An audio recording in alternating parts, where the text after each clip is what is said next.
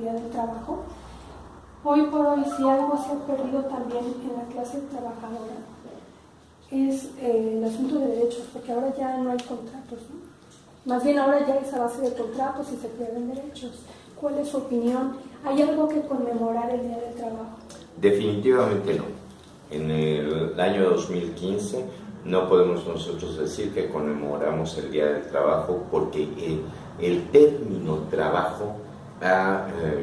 quedado prácticamente en desuso y en el olvido. Ya no hay trabajadores, ya no hablamos de sectores de trabajadores, sino de empleados. Ese pequeño matiz es el que utilizaron los Chicago Boys, es decir, aquellos que desde la época de Carlos Salinas de Gortari iniciaron el proceso de transformación e introducción del neoliberalismo económico para desarticular el estado de bienestar, que es la principal conquista del movimiento obrero y el movimiento de trabajadores en el mundo.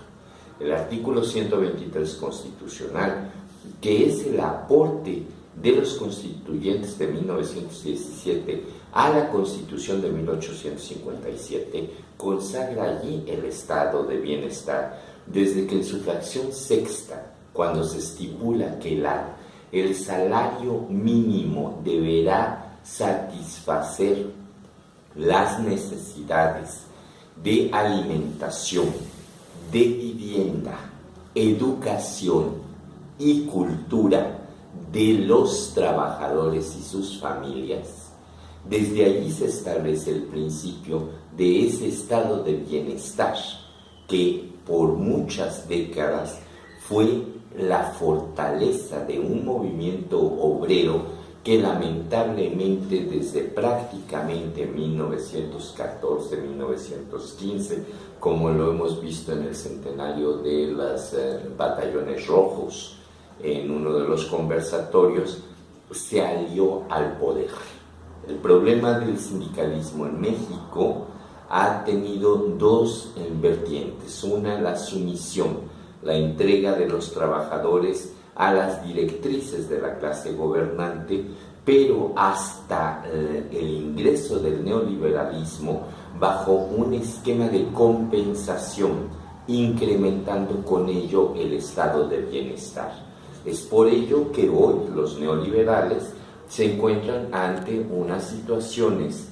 de pensiones, jubilaciones, de prestaciones laborales que representan, según ellos, una carga gravosa a sus finanzas y a las finanzas de las empresas, y de ahí que la gran determinación de una reforma laboral que se da por dos vertientes, la oficial y la oficiosa, contra el magisterio a través de los transitorios aprobados en la reforma educativa, prácticamente han desarticulado ese estado de bienestar en detrimento de los trabajadores y de sus familias. En ese sentido, licenciado, la izquierda, como ya nos mencionaban el lunes pasado, ha abandonado el pacto con los grandes sectores de la sociedad, ¿no?, que se realizaron desde el 97, incluso más atrás, en los sismos, ¿no?, esos grandes pactos. ¿Cuál sería el pacto que propone Morena, el DF particularmente, para recuperar el pacto con los trabajadores? Fundamentalmente, lo has dicho de manera muy clara, es recuperar ese pacto con los trabajadores. Implica recuperar la esencia misma de la izquierda. La izquierda surge precisamente de la clase trabajadora. Está Marx, está Engels, en nuestro caso los mexicanos, Flores Magón y todos aquellos defensores de los derechos de los trabajadores como Demetrio Vallejo, que en su momento forman parte de la historia del Partido Comunista Mexicano, del Partido Socialista Mexicano, del Partido Mexicano de los Trabajadores. La izquierda moderna, entrecomillada, la impulsada desde aquellos ámbitos pactados pactistas con las empresas, con los poderes fácticos, son aquellos que le han apostado a esta modernización, olvidando que la izquierda es fundamentalmente el crisol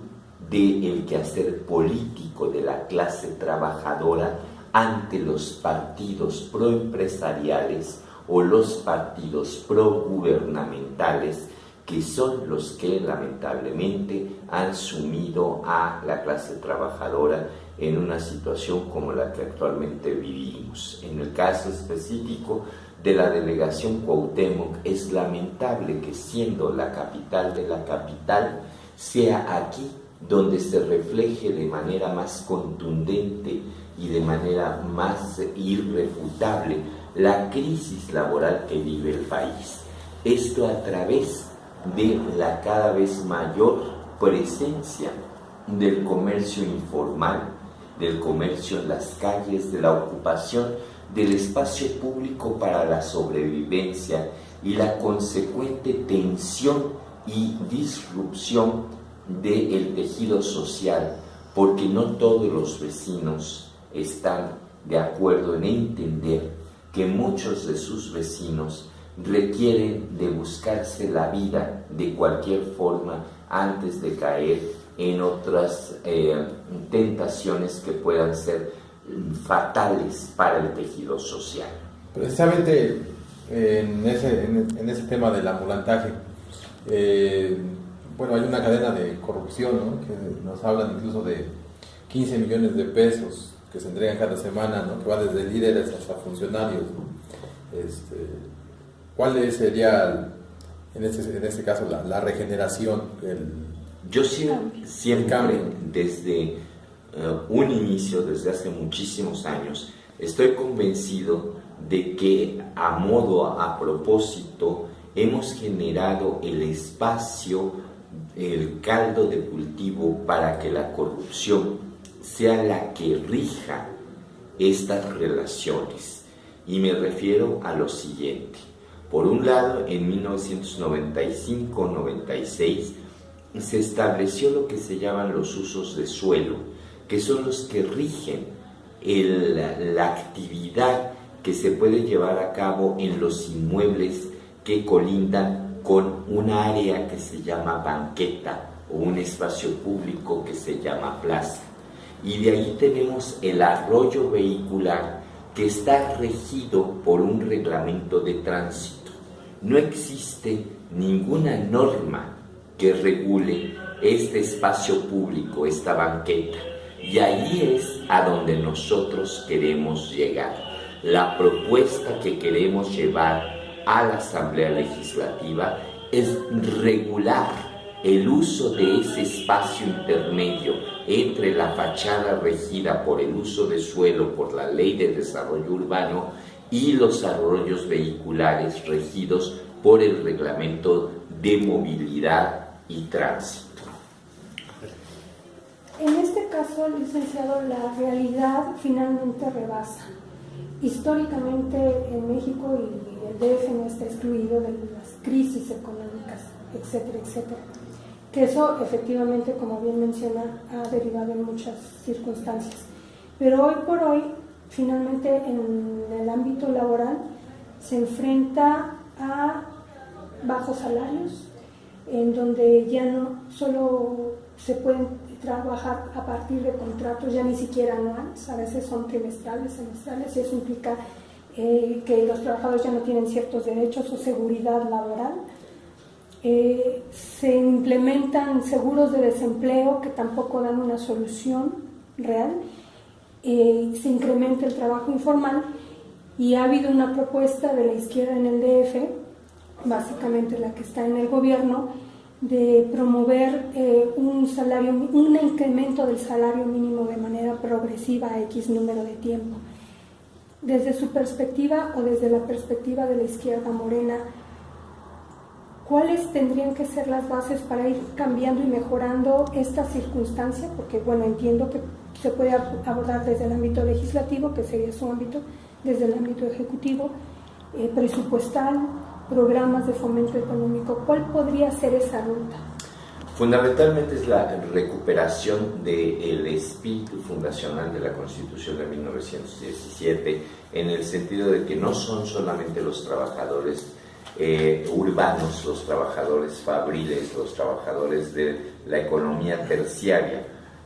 las que han sido víctimas de esta desarticulación, sino tenemos que unirnos junto a los trabajadores del campo, junto a los trabajadores mineros, es decir, juntos todos los trabajadores con todas las actividades para defender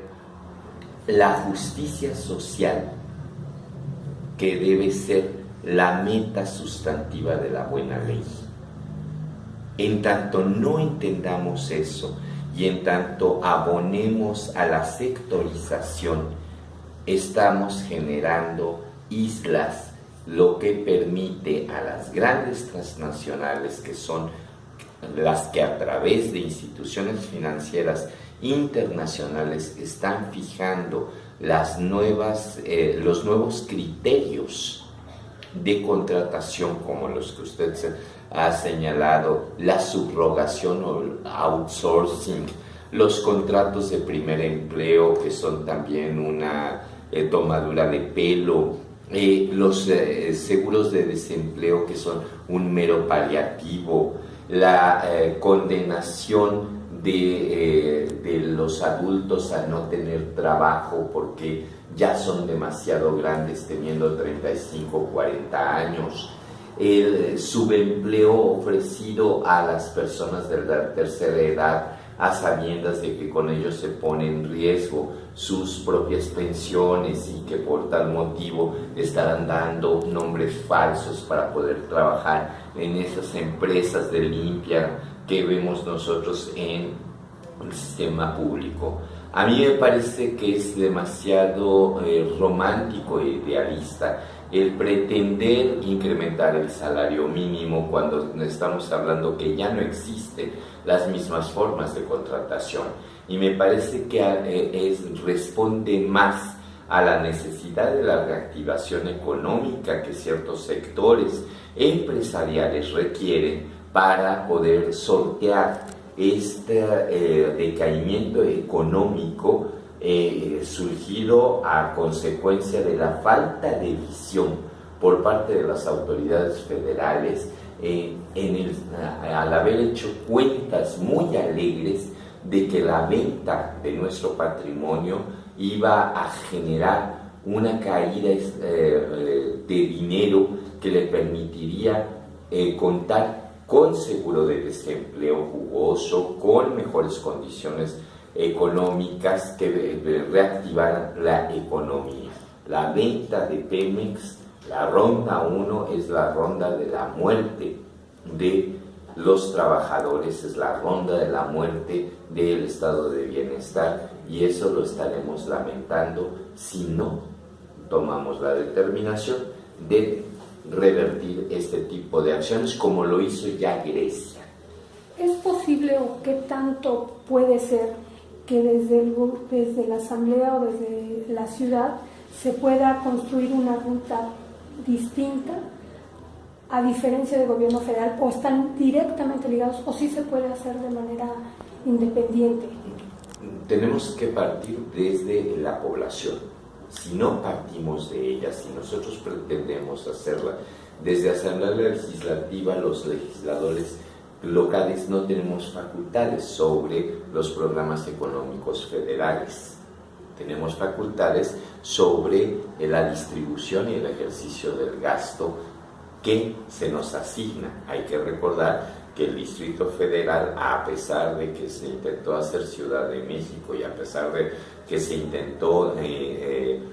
imponer una constitución a modo del grupo en el poder, el Distrito Federal sigue siendo un sujeto de determinaciones del Congreso Federal en materia económica, por tanto está íntimamente vinculado. Y aquí lo que tendría que plantearse es un cambio de régimen federal, un régimen que voltee a ver a los hermanos latinoamericanos que valore la pertinencia de la organización impulsada en Latinoamérica, el ALBA, que valore la pertinencia de integrarse al Mercosur y al Banco de los Países del Sur, de forma tal de ir deshaciéndonos de la tutela del Fondo Monetario Internacional, del Banco Mundial y de las directrices de estas dos instituciones que obedecen a las grandes transnacionales, cuyo único objetivo es expoliar las riquezas minerales y energéticas de la sociedad, sea la mexicana, sea la árabe, sea la asiática, sea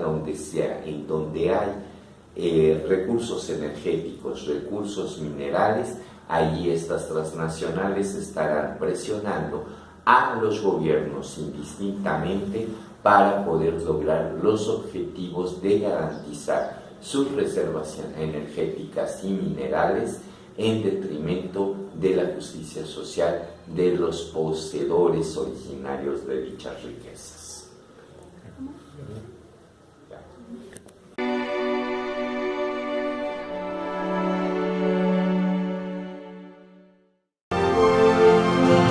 Morena, la esperanza de México.